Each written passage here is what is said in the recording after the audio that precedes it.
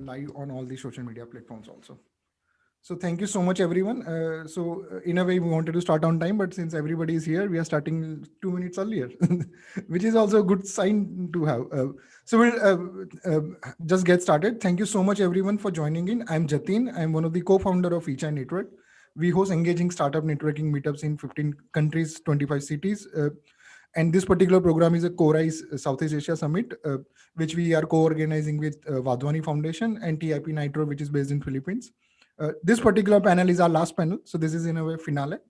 We have awesome investors who are joining in. I keep on repeating this particular piece where, these programs are possible only when awesome speakers like all of you accept our invites and commit your time to be part of the discussion, and all the awesome participants who log in to get this knowledge or stay commit their 1 hour to listen to those stories or engage with us. Cheryl and Chris, Cheryl, if you can briefly tell us about TIP Nitro, that would be great. Yes.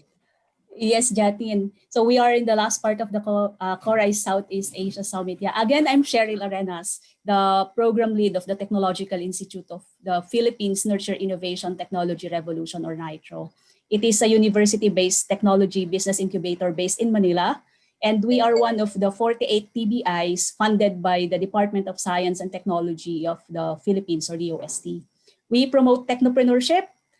That's why we partnered with Vadhwani, and support innovation to commercialization by providing a range of resources, services, and facilities during the venture development stage. So TIP Nitro's current cohort are in clean technology, laundry delivery, furniture industry, SaaS, fintech, and healthcare. So to those who joined and starting yesterday, I hope you have many key takeaways and you learn from our last session today. Awesome. Thank you so much. Chris, if you can briefly introduce yourself. Hi guys, good afternoon. I'm Chris Delgado. I'm a Senior Program Manager of Vadhwani Foundation. I am leading the program initiatives of Vadhwani in the Philippines and also supporting our initiatives in Malaysia and Indonesia, so basically Southeast Asia. Vadhwani Foundation is a non-profit organization. Our head office is in Silicon Valley, where our founder is Dr. Ramesh Vadhwani. He's a serial entrepreneur based in Silicon Valley and have built 44 companies already to date. Our main focus is really on job creation and job fulfillment through entrepreneurship, innovation, and skilling. We are supporting a lot of this academic institutions, startup incubators, and accelerators across the globe. We are in almost 20 plus countries across Latin America, Africa, and Southeast Asia, and Asia in particular. And we're very, very happy, although this is the last session for us. We've had very good dynamic speakers for the past 2 days, and we look forward to tap it up with you guys. And we have been really immersed with a lot of learnings from startup founders and investors and players in the ecosystem. We are very, very happy to partner with Jatin to make this happen. And we're praying and hopefully praying that the next time we do this, we'll be doing it face-to-face already. And you coming into the Philippines, or maybe in Singapore or in Malaysia. All the best, guys. Thank you so much, Chris. We'll do just a couple of housekeeping announcements.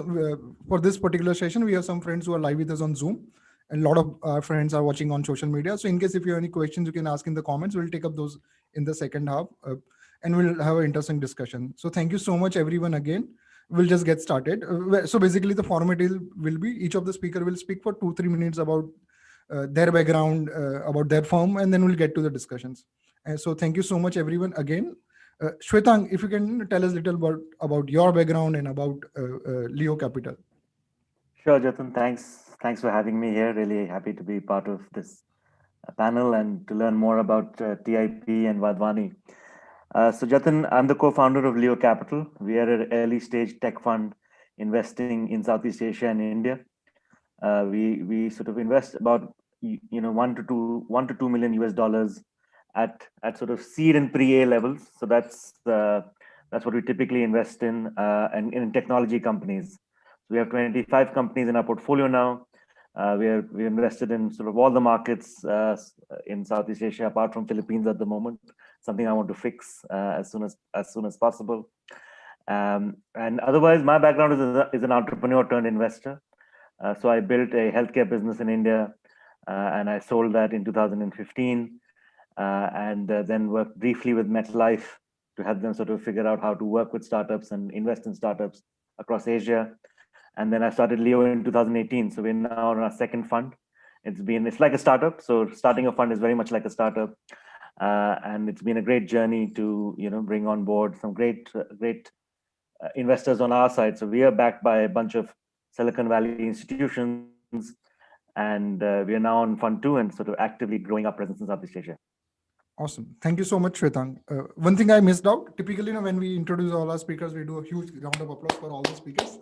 So on digital format, we'll try to do that. It probably doesn't create as much impact that could have happened in person meetups, but we'll still do that. Thank you so much, Shwetang. If you can briefly introduce about you, about Plug and Play Center. Sure. Hi, guys. My name is Wayne. I lead the Plug and Play team in Singapore, and I drive investments for Plug and Play in the Southeast Asia plus region.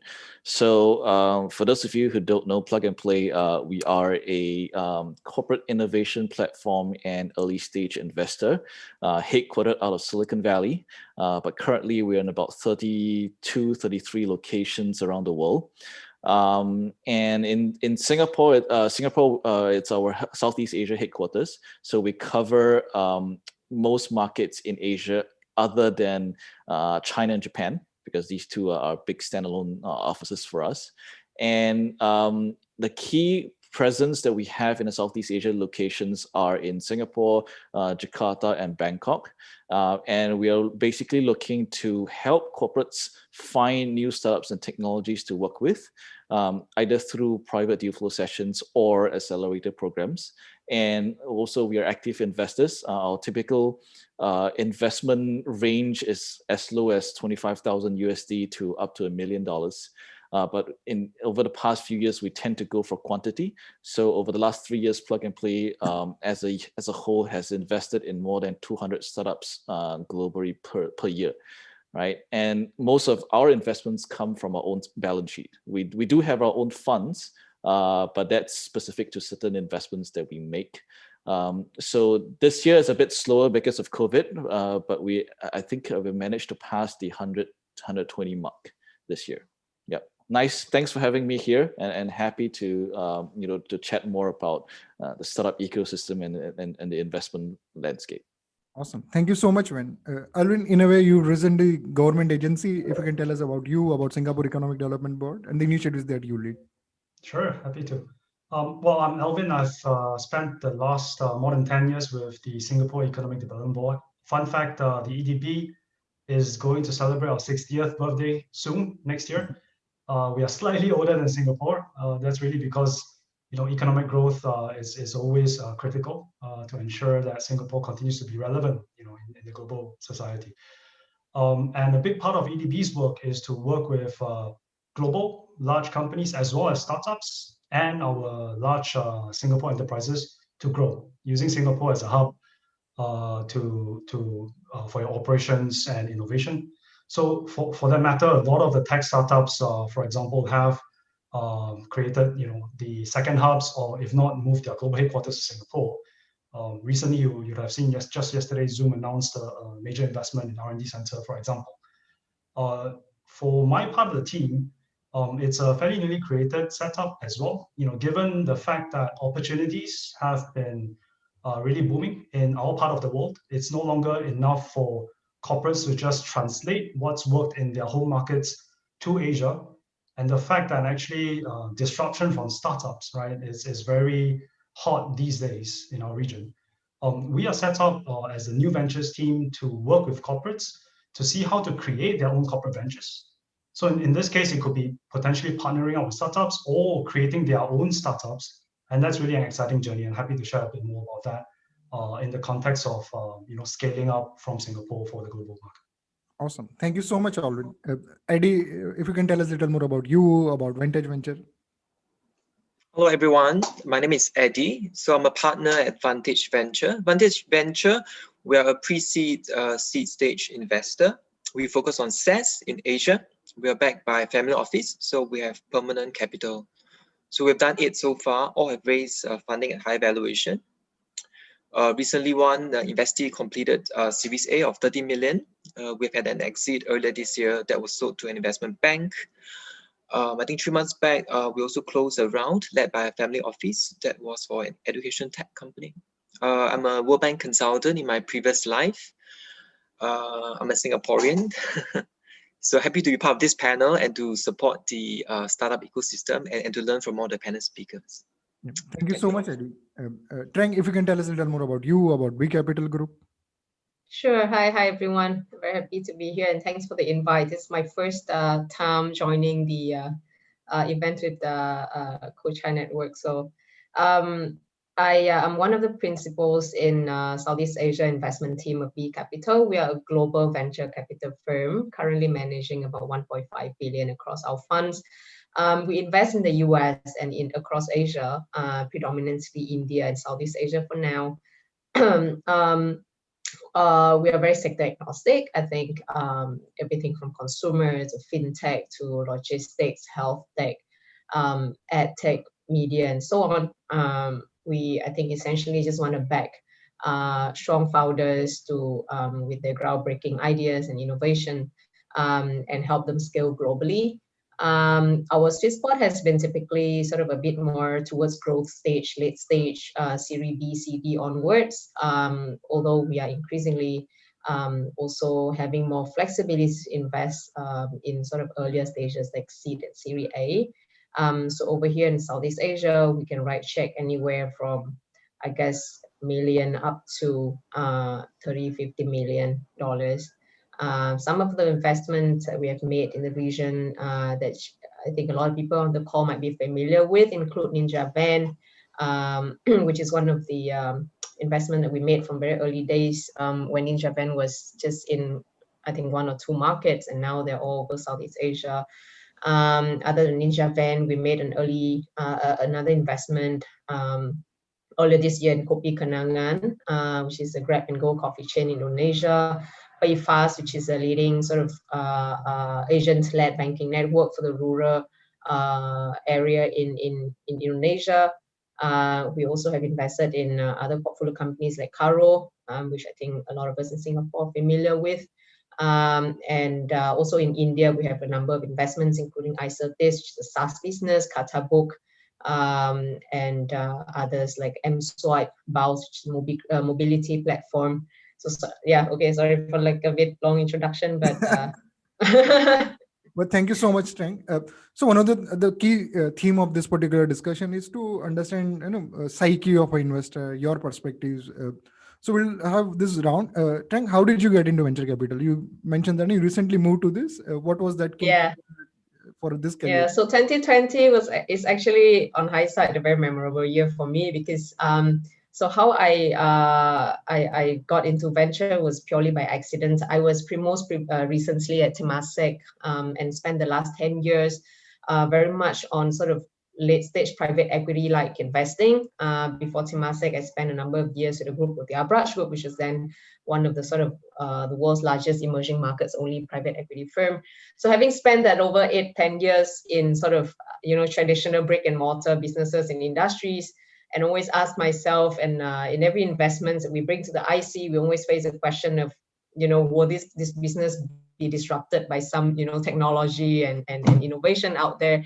And I just feel like there's that void of knowledge and that I don't know about of what's going on in the tech world, and so I just got very itchy, and there's an urge in me to learn about innovation, about technologies, about startups and their potentials. And very quickly, when I left Temasek, I wanted to try something different, and it was just nice that B Capital, I found a fit, and it has been a humbling experience to really speak to great founders who really champion ideas. And I think for us, for me personally, it's always a humbling experience to be able to kind of help to bring those ideas to bigger scale and help them to kind of be more confident with the ideas, and using B Capital as a platform to go bigger in their ambition, to grow beyond just the immediate market or vertical that they're looking at, to actually think globally.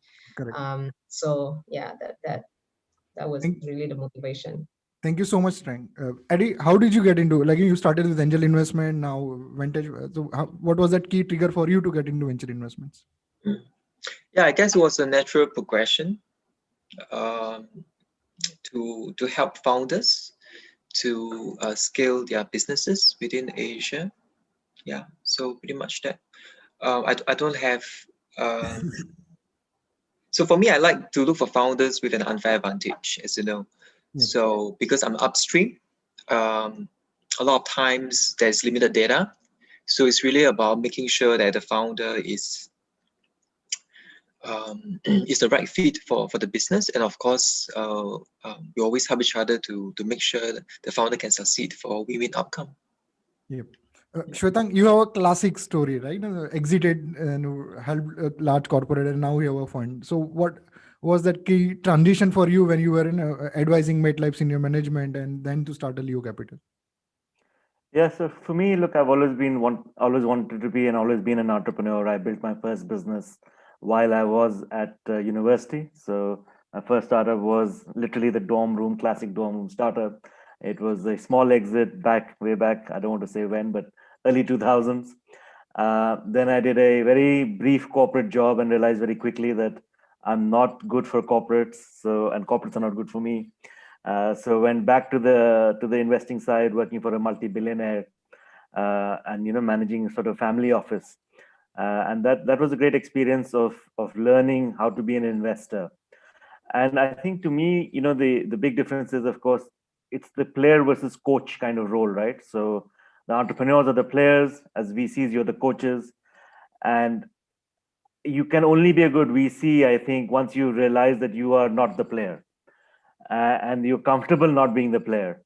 And I think for me, that was the biggest learning. So I went from an investor back to being an entrepreneur because I missed the thrill of running and being an operator too much, versus being slightly one step removed from the opportunity.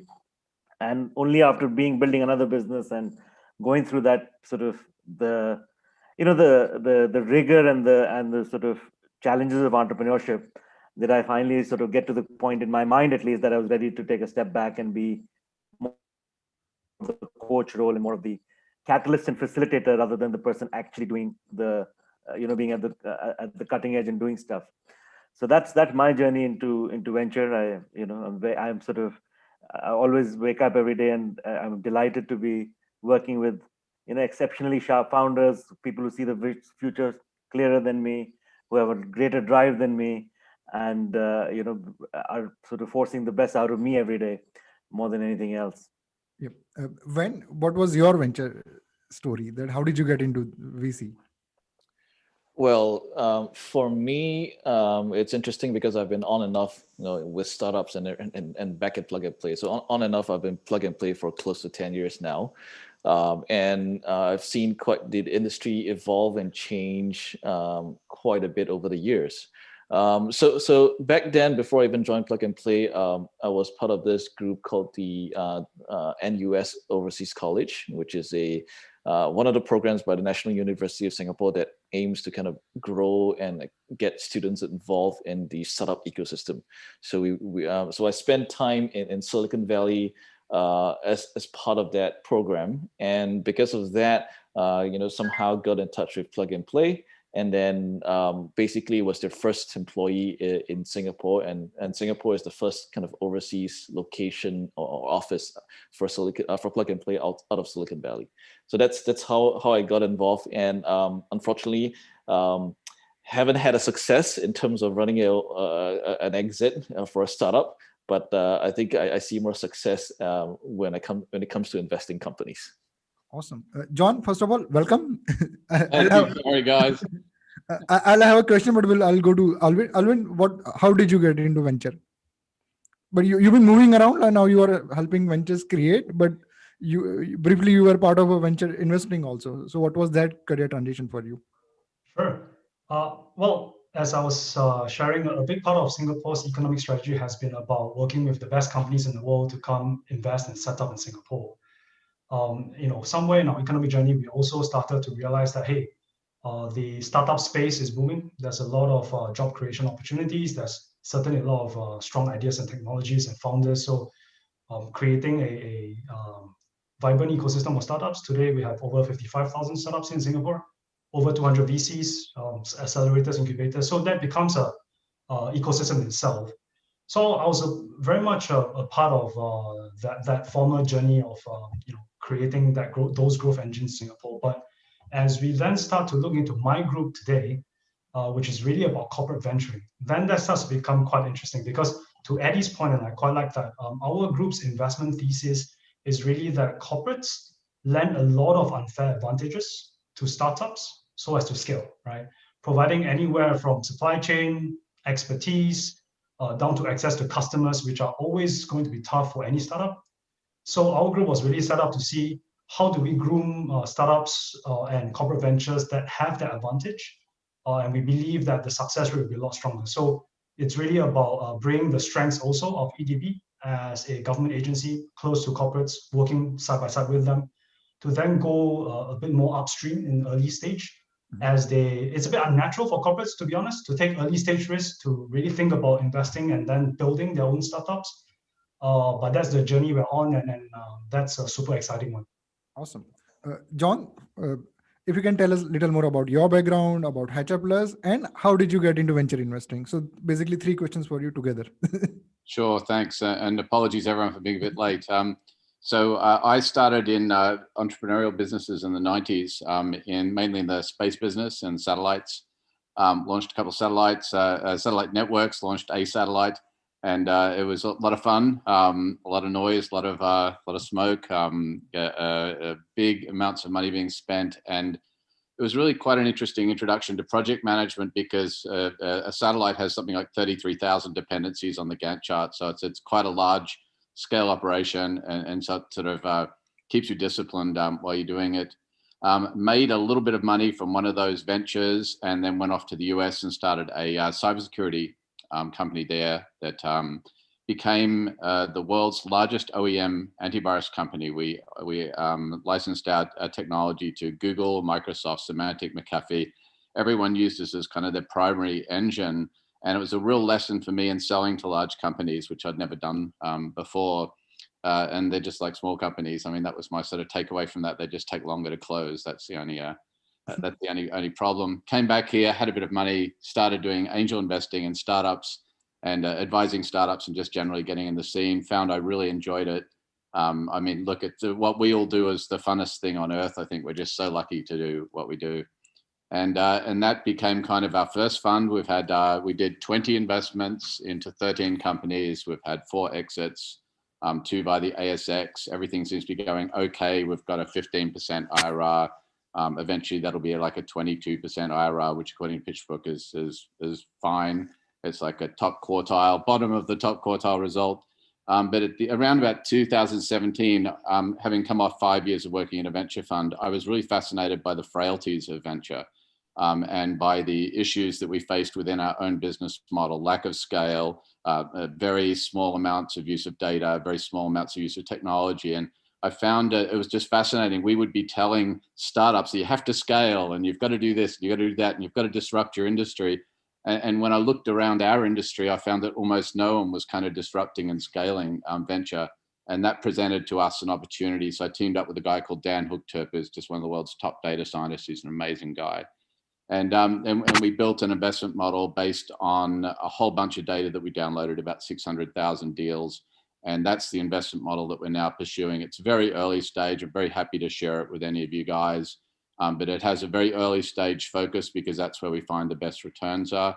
And it's got a global kind of focus as well. We're not looking locally, we're looking more globally because we think that's the future is really connectivity on a global scale, but very much an early stage emphasis. Awesome. And this is the part where we want to do this thing. All of you, share one specific example of a startup, how you discovered them and you ended up investing, and how their trajectory changed because of your support or investment. So one example, so a lot of startups will get that context then, from where you are coming from. Eddie, we start with you this time. One specific example, how you discovered a startup, you ended up investing in, how they are doing well. Yes. Sure. I wasn't expecting to be the first to answer. Yeah, so sometime back when I was working in the Middle East, I was with their with an emerging market financial center in Qatar. So back then, I helped to establish a $2 billion seed fund focused on private equity. So back then, every ticket was like $100 million.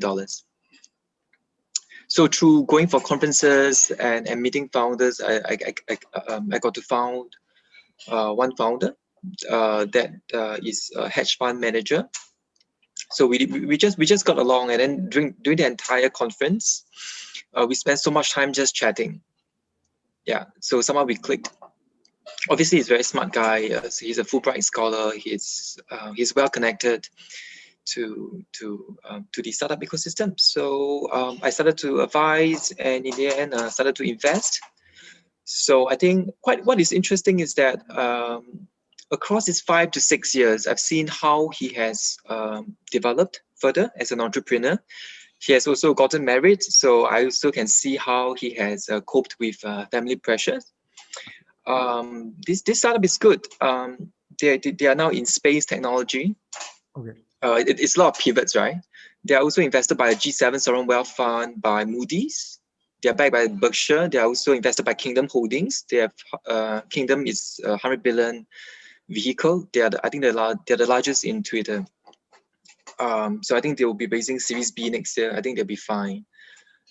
I think the key takeaway is because I'm upstream, right? Again, it's about getting along with the founder. Again, anti-advantage, yes. I would then like to add on. I look for founders with a cockroach mentality. Whether it's a COVID or whether it's a crisis or whether you're in the desert, you try to make ends meet.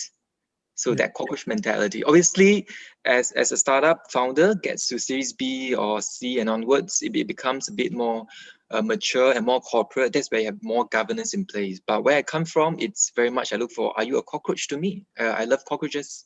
Yeah, awesome. Yeah, I hope this doesn't spoil everyone's appetite, but that is that. Yes. Shwetang, if you can share one specific example. Yeah, sure. So look, you get a lot of sort of approaches, right, from entrepreneurs. What this one specifically, what happened here was I'd written an article on insurance, and the entrepreneur in question, I won't name the company, maybe I will. The entrepreneur in question sent a very well-written email capturing that article that I'd written, commenting on it, sort of agreeing in certain parts, disagreeing in certain parts, and then painting the picture of what he wants to build, where the ambition and the clarity of thought really came out. And that, to me, those are the key. To me, the biggest thing I look for is ambition, because in the venture game, it's about big wins, right? It's not about the losses. It's not about how many companies die. It's about how many companies become absolutely mega baggers. And to become a mega bagger, the mindset in an entrepreneur has to be very different from the mindset of building a good but ultimately not awesome business. Yep. And that is hard to sort of discern. It's also a very uncomfortable thing because you are actually betting quite a lot. And yes, I agree with Eddie that being a cockroach is really important. Surviving the downturns are important, but having your eye on the prize of going as big as you can and then pushing further is even trickier and perhaps harder to pull off. So that being able to convey your ambition, being able to convey your sort of key insight as to why you think you have a path to success, and doing that succinctly, these are key skills. If you're able to do that, you get the attention of the investor. Your second part of your question was, where have you helped? I don't think we've helped anywhere. We just give the money and we try to get out of the way. But jokes apart, I think VCs overestimate their ability to help. And the few things that we can do. See, what are VCs good at? They see many more companies, right? That's the core thing. Your core advantage is the number of companies you see, and you meet more people. So the best thing you can do for your entrepreneurs is make your network available, and then help them think through fundraising and strategize around that as to what other companies are doing, how they are shaping up relevant to the competition, and what they can do to make sure that they get the next round of funding. So I think we do that across our portfolio. and hopefully this gives the entrepreneurs on the stream just some ideas how to approach investors. Awesome. Thank you so much, Shwetang. Trang, you are a principal at B Capital Group. So what is your approach? Like, you identify a startup, invest, them open up connections, or you wait for them for 6 months and then you open up. What's your approach towards that? Well, I would love it to be the latter that you described, but no, I think venture is very much about information asymmetry, especially for late stage, sort of growth stage, late stage investors like us. It's really about making friends with the likes of all the panelists here who invest in seed and early stage, and so make sure that they keep us posted on what's going on with their portfolio and the cream of the crop in their portfolio and not like those that are struggling only. So it's really about making friends with everyone in the ecosystem and sort of getting people to also understand what we can bring to the portfolio, to the companies, to the startups, where I think for B Capital, one of the few things that is quite unique about us is that we have a #1 partnership with Boston Consulting Group, where we leverage on their sort of sector expertise, but also for diligence work for post-investment value creation, but also where it comes to, for example, B2B enterprise solutions, we can leverage on BCG's network of clients to potentially explore partnership opportunities for our portfolio companies. So things like that are what we try to differentiate ourselves. And we also have an in-house platform team, which is essentially, full-time dedicated resources from B Capital's portfolio companies in predominantly 3 elements. One is capital formation, which is fundraising for subsequent rounds. Number 2 is strategic and operational advice. And number 3 is talent recruitment, or things that pertain to, say, organization. How do you scale the organization as the business grows and as you kind of scale into different geographies, what kind of organizational structure you have in place, where are the talent gaps, so on and so forth. So, so yeah, it's, the long and short is that we make friends with all the early stage investors, and we hopefully they understand our value and why we would make a good sort of a good investor on the cap table, and so they float deals to us before it gets out to the market and gets into everybody's hands. So, okay, well said. Thank you so much, Trang. When you mentioned about 200 startups being supported, any one specific example you would want to share and how that journey went? Yeah, so I think our investment strategy, as what our CEO calls it, we tend to cast our net wide and then we spray and pray. Right, they tend to kind of invest a lot, and then we kind of pray hard that they actually succeed. And yeah, so we see a lot of startups come through to us from different angles. Some through our very early stage incubation programs, and the rest are either through recommendations or basically referrals, or even we source essentially. Because when we invest 200 plus startups per year, our team globally sources more than 20 to 30,000 startups on an annual basis, because that's how it actually filters down to whatever that gets into the pipeline. So based on what we see over the years, there is quite a lot of different shapes and sizes, right? A very good example, and this is a story that defines Plug and Play, is that one of our very first investments was actually PayPal back in the 90s. Our family, our Plug and Play's family office on top, they actually own real estate space, outside Stanford University, and essentially PayPal came to take up office space within that facility, right? So back then PayPal had super bad credit rating, so we took 2 years security deposit upfront and then reinvested the money back into the company. Right, so that was kind of like a great story that we saw how the team actually fought and grew and basically are able to kind of hustle. That's one thing when we look at investing at our stage. Essentially, it's the founders, right? So in this part of the region, one of the examples I can share that has been a bit more successful is a company called SnapAsk. They are a edutech company based initially out of Hong Kong, is then we've actually brought them into Singapore through our accelerator program with in partnership with the Singapore Press Holdings and SG Innovate, which is one of the Singapore government entities. Right. So over the years, we essentially help them grow into different markets. So they are currently in about 6-7 cities in Asia. So in each location, we try to help the local team get access to, let's say, the partnerships that they need. We are less strong on the B2C side, so we try to help in terms of partnerships, corporate partnerships angle.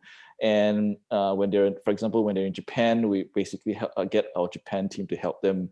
When they're in Indonesia, we get our Indonesia team to help them. So our duties are essentially spread across all the different teams and the different entities that we have as well. And I think as some of the panel members have also shared, I think we try to stay out of the way most of the time, and we only help when it's needed. Otherwise, we don't want to essentially be dictating on how they should grow the company and how they should do things or grow the product and things like that. So help and request comes in a lot of shape and sizes over the years, right? Some even on a founder mental kind of aspect, right? Which we try to kind of support them because founding a company, running a company, it's not easy. It takes a toll on everyone. And we kind of come in and support on even on the end as well. Yep, awesome. Alvin, you mentioned about one of your key goal is to enable corporates, help startups, invest or support them. So any one specific example you can mention? Sure.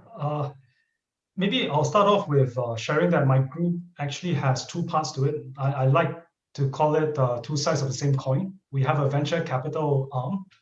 I was actually from that part of the house to look at investing in corporate ventures. We like to take early stage risk, roll our sleeves, and then support them through a journey until they find product market fit. But that's only really one part of the journey, the investment and then the full-on value creation, which we want to bring the EDB's advantages to the table for our portfolio. Anywhere from networks, domain expertise, and certainly forward thinking in terms of all the strategy developments that Singapore has. But that's venture capital. We also realize that, hey, there's a lot of benefit in going even more upstream in what we call venture building. We really started that practice about a year or so ago, and I moved over to that because that's as much entrepreneur co-founding journey or experience that you'll get anywhere within the government.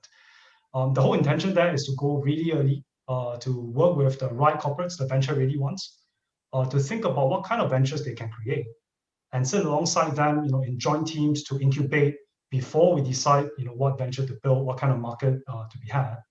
And the favorite one that I have really is this year. Throughout the circuit breaker and the whole COVID period, I was stuck in my wardrobe, really talking to various different customers in the US, in Philippines, in Indonesia, Australia, in a 3-month, 4-month process to really validate, the types of offerings we should be building as a startup. And then we are right about closing the round. So the founders have identified, we're spinning that out.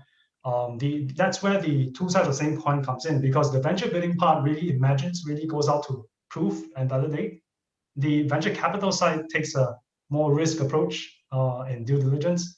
And then, it becomes a bit of a through train by working with the EDB, you sort of get the best of how do we build it, and then how do we sort of grow it. And I'll always remember the 3 months I spent in my wardrobe. Awesome. John, if you can share one specific example of a startup, you discovered them, how HR Plus helped them, or yep. Yeah, sure. I'll quickly just share an anecdote first. I was in Dubai on a panel, and someone was asking about the value that venture capital companies adds. And those of you that know us and know me know that we've done a lot of analysis, and you won't be surprised to figure out that we did an analysis of how many hours we spent with each CEO in our first fund to figure out whether there was a correlation. And we found there was a negative correlation. We found the more time we spent with the CEO, the less well they did. So that's a little bit of truth telling here. But my takeaway from that, and I was telling this story at the conference, is I told this story, and the guy next to me was from Kuwait Life Sciences, and he summed it up really well. And he said, He said, yeah, he said, if you find yourself adding a lot of value to one of your portfolio companies, you've probably got the wrong CEO.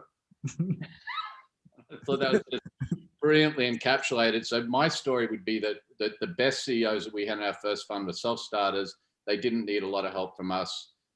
They would occasionally lean on us for introductions and things like that. But they were almost successful from the get-go. You knew that these guys were going to go on and do really good things. My quick story about a founder I helped start was here in my condo. I was sitting having a glass of wine one night with a lawyer from a Singapore legal firm. And he said, I so envy you. You're working in a VC. It must be so much fun. He said, I wish I was working in a startup. I said, well, why don't you just create a startup? And he said, well, I've got an idea. And he had this really crappy wireframe. And I said, look, you're never going to get any money for this idea. The idea was artificial intelligence analysis of contracts. I said, you're never going to get anywhere with this stupid Excel wireframe. You need to like do something. And he said, well, you're a coder. Could you help me? And I said, okay, fine. We'll spend a couple of weekends on it. We'll build a prototype. And that's what we did.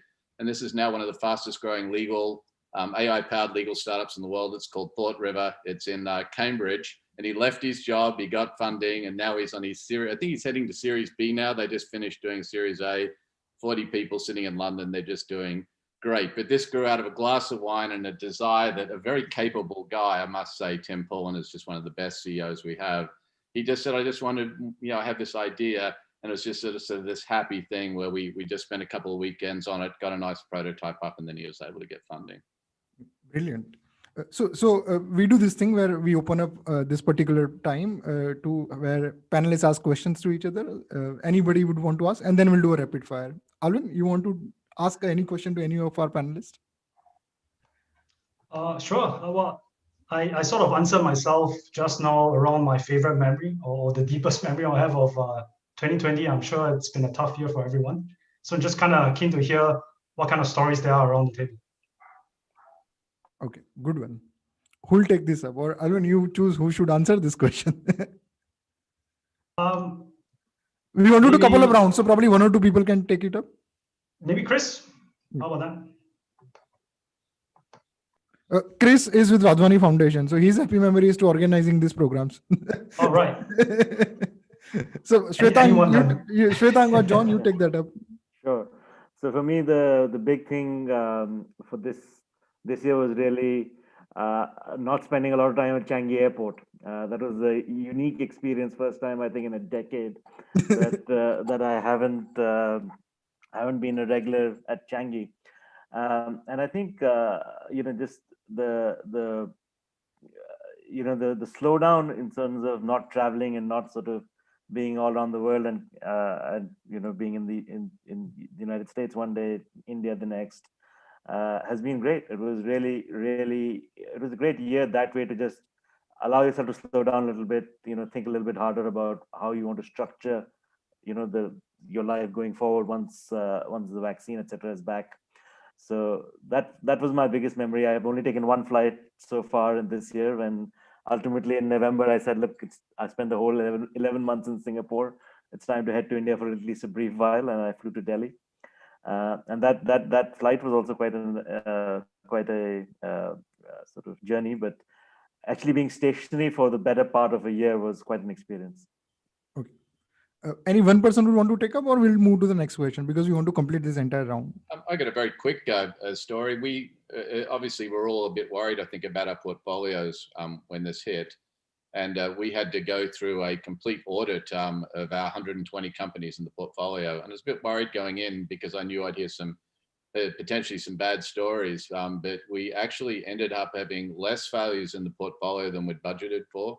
And we just discovered that there was just this huge amount of resilience among a lot of people. We have several investments that we've made in Milan, for example, in northern Italy, which was especially hard hit. And during the whole time that we're doing this audit, which is around the middle of the year, we talked a lot with these guys, and they had all just done such a fantastic job of reinventing their businesses, pivoting, figuring out what they needed to do, pull back in terms of expenditure and other things. So for me, it was really an inspiring year to watch how well, to the cockroach thing, just to watch how well everyone survived this year was really quite inspiring. Yep. Trang, Eddie, you want to ask a question? So this is important because No. But I can share something yes, about please. 2020 that I was just having dinner with our team the other day, and also a couple of VC folks. And we kind of concluded that if anything, COVID taught us is that projection is not, it doesn't hold. And after this year, we're not going to believe in any projections. We will just look at 12-month projection, and that's it. Awesome. Anyone would want to take this up, or else we'll do just rapid fire. We have 18 minutes left. Yeah, I mean, yes, I can share because as part of investment, as part of plug and place activities, we one thing is investments. The other one is essentially running corporate accelerators and events. So we very clearly realized that first 2-3 months we're still running a bit of physical events.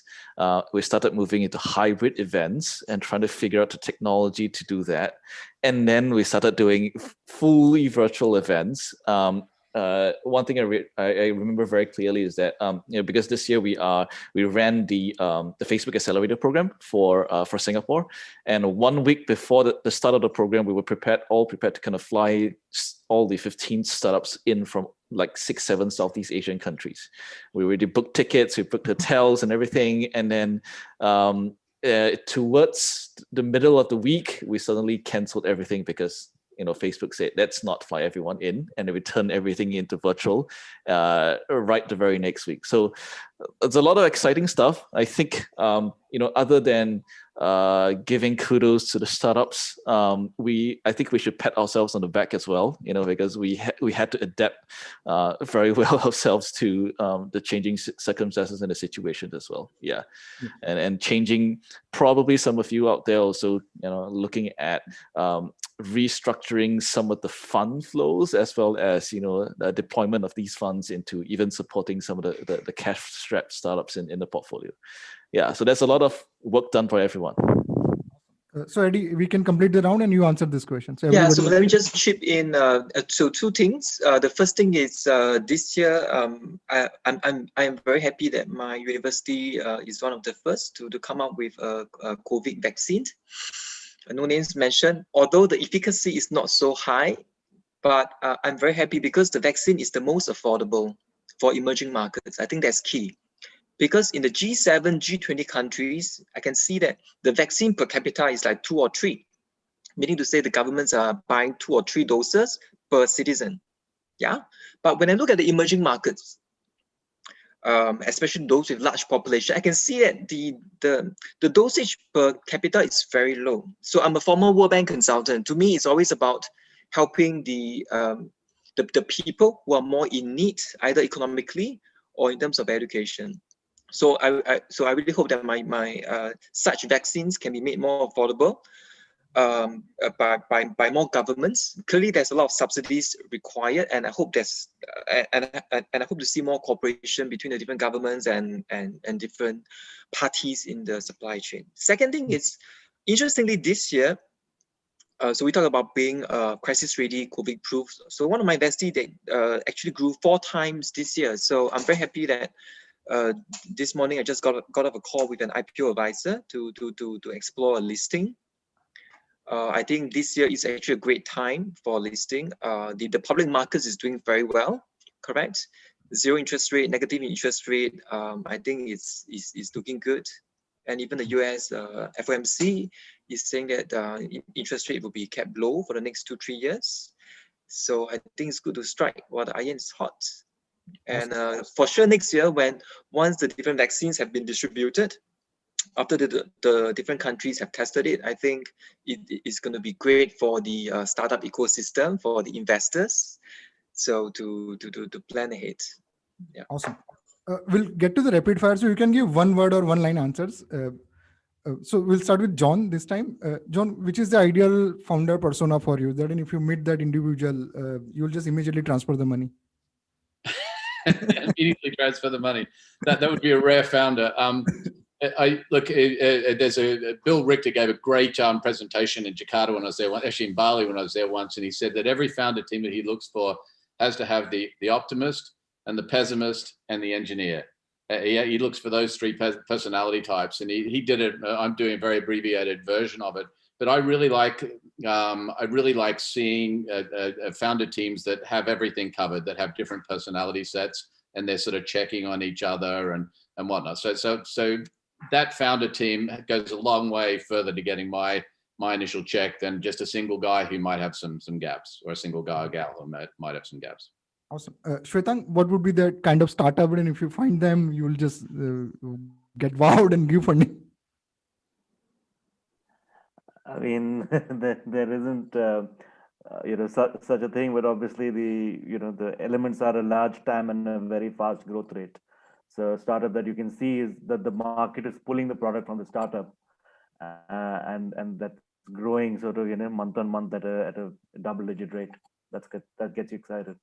Yep. So we'll complete this round. When, what would be your answer to this? And we'll move on to the next set of questions then. Yeah, I think for me there are definitely exceptions, but I like what John has mentioned.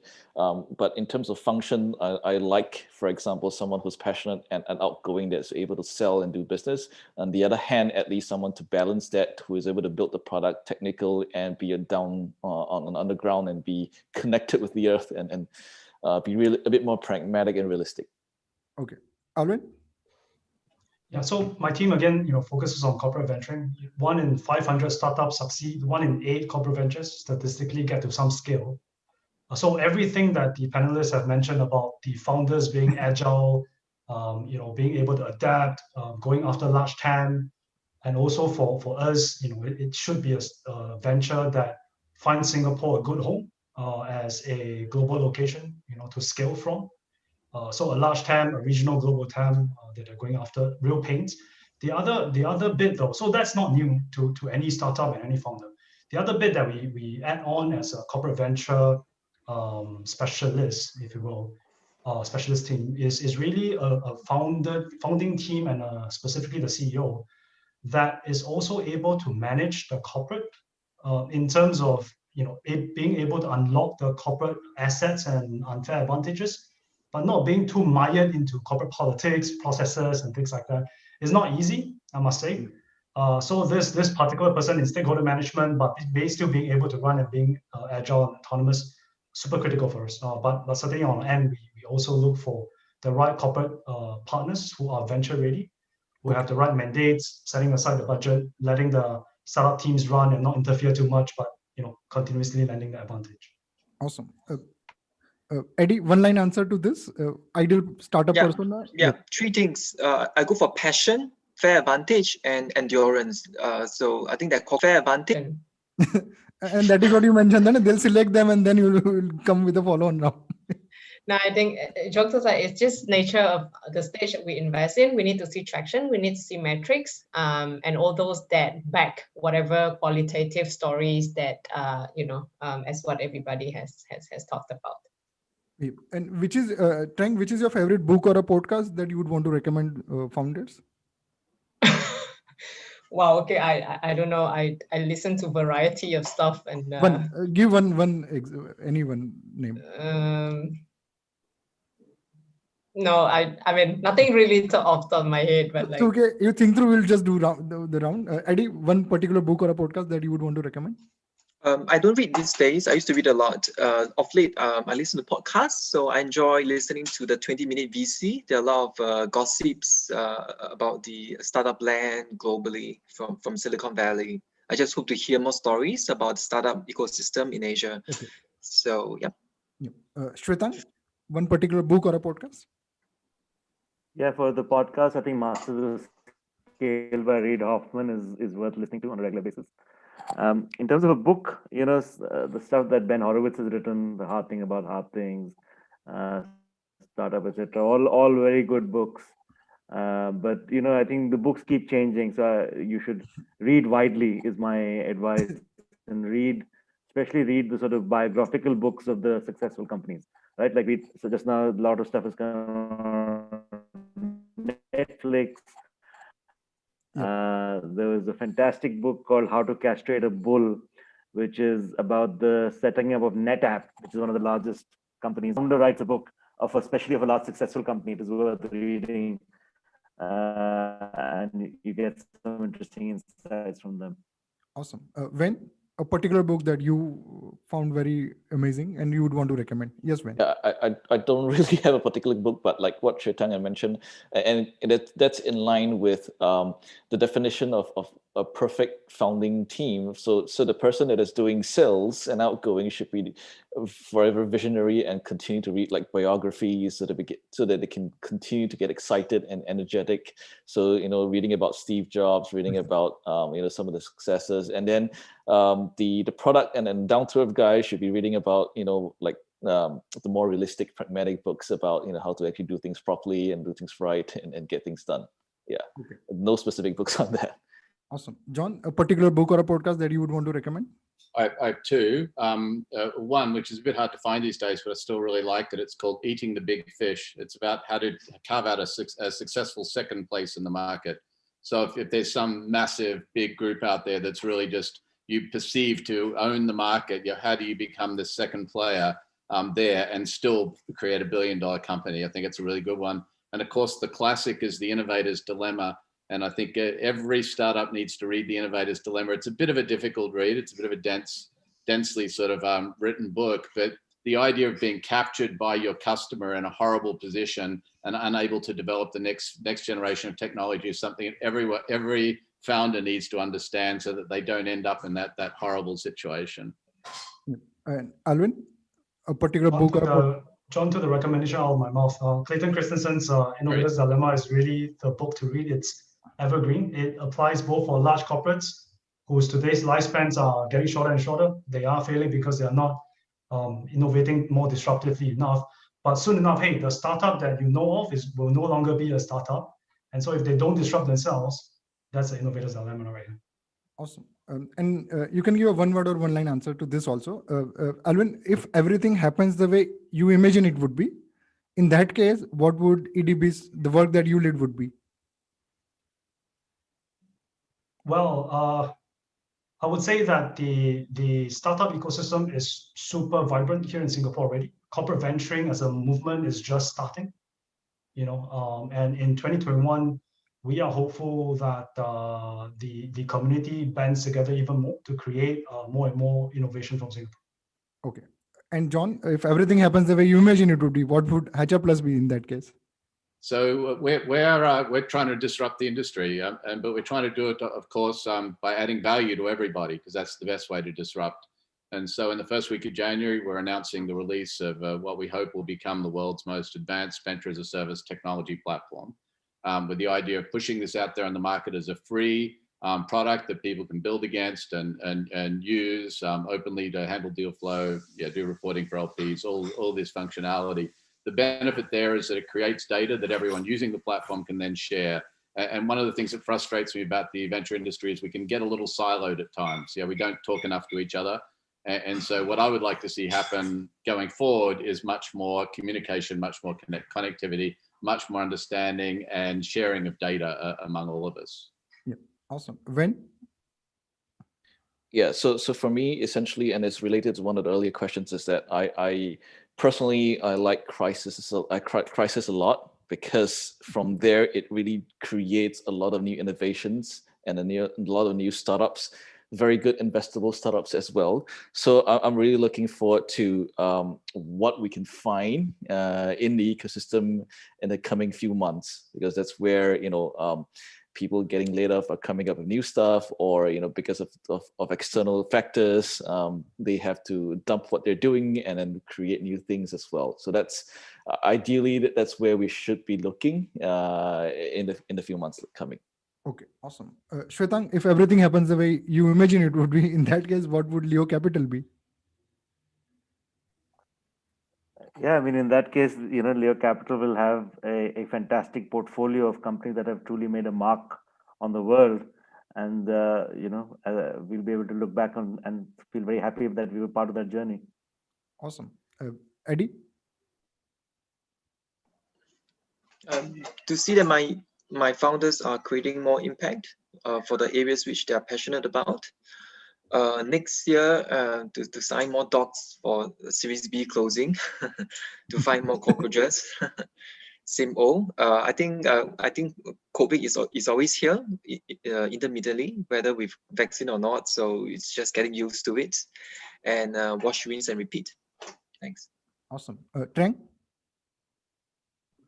Yeah, no, I think for us, we're quite clear that the past, decade or so has been very much focused on consumer internet, right? And so going forward, we're hoping to see more digital transformation of the traditional industries. And that's where we really want to bring our strength to the fore with the partnership BCG, with a very, very strong focus on B2B enterprise solutions. And having heard you, Eddie, I think we should sync up more in the next few months. Awesome. Yeah, definitely. I keep mentioning Series B, right? Yeah. And so we have 3 minutes. And one other thing for this Zoom calls is the ending call becomes a little awkward and tricky. So what we do typically, we have an anchor question, and the moment last panelist answers that question, we end the call immediately. So John, you'll be the last. So the moment you'll answer that question, I'll end the call immediately. And first of all, this was the last session of this CoRise Southeast Asia Summit. So I'll just do the announcement, else everybody will just go away.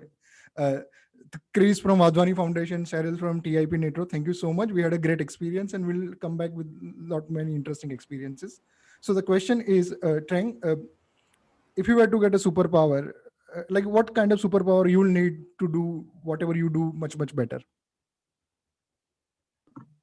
To have all the meetings organized without me having to do anything about it, and it just like fill up my calendar nicely, and I get to see all the founders in the most efficient way. Awesome. So that superpower has been assigned to Trang. Nobody else can claim that.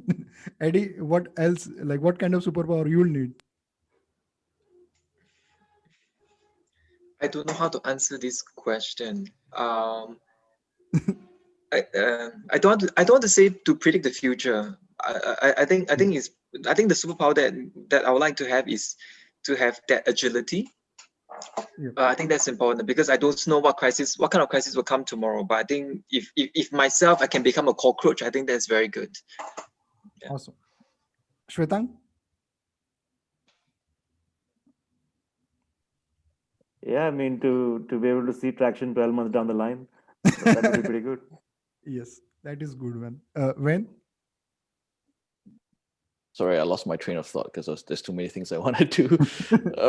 But essentially, if I can, one of the main things I want to do is if I can clone myself, right, and do multiple things at the same time, because there's so many things, so many startups to look at. So hopefully, I have time to look everywhere, for the good startups and the good founders that deserve it.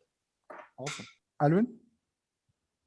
Such a fun question. I would love to read minds of the fellow investors, read minds of my founder, read minds of their customers to see whether this product or service will find traction. That would be amazing. Awesome. So this is the finale of this panel and this entire summit. And John, the moment you answer that thing, I'll end this call. And thank you so much, everyone. Yes, John. Everyone's stolen all the really good answers. So I would say that I would just like to be a superpowered Python programmer like my partner, Dan. He's amazing. And if I was going around again, I think that's what I'd study and that's what I'd do. And that would be my advice to founders as well. Awesome. Thank you so much, everyone. We started on time, finishing on time. And let's see you all on LinkedIn, on Twitter, on all the social media platforms where we all